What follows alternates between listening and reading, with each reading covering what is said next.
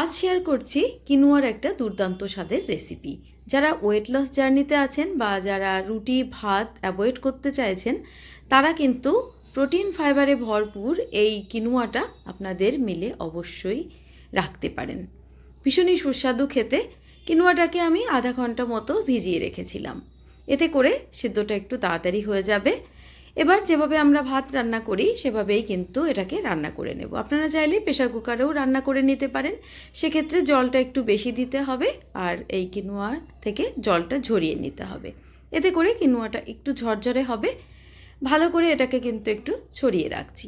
তারপর প্যানের মধ্যে সাদা তেল দিয়ে দুটো ডিম আমি ফাটিয়ে দেব। আপনারা আপনাদের প্রয়োজন মতো যে কটা ডিম প্রয়োজন সে কটা দেবেন। ডিমের ভুর্জি বানিয়ে নিলাম সামান্য একটু নুন দিয়ে। তারপর আরও একটু সাদা তেল অ্যাড করলাম আর দিয়ে দিলাম কাঁচা লঙ্কা কুচি আর আমার পছন্দ মতো সবজি, ক্যাপসিকাম, গাজর আর পেঁয়াজ। সামান্য একটু নুন আর হলুদ দিয়ে এটাকে একটু ভাজা ভাজা করে নেব। খুব বেশি ভাজার দরকার নেই। ঢাকা দিয়ে 2-3 মিনিট মতো একটু রান্না করে নেওয়ার পর এবার এটাকে আরও একটু নেড়ে নেব। তারপর ভেজে রাখা সবজির মধ্যে দিয়ে দেব কিনুয়াগুলো আর সামান্য একটু নুনও কিন্তু দিয়ে দিয়েছি। এবার ভেজে রাখা ডিমগুলোও দিয়ে দিলাম।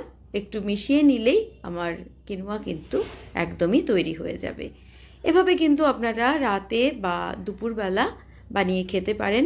একদম পেটও অনেকক্ষণ ভরা থাকে। আমি মাছ ভাজা দিয়ে সার্ভ করেছি।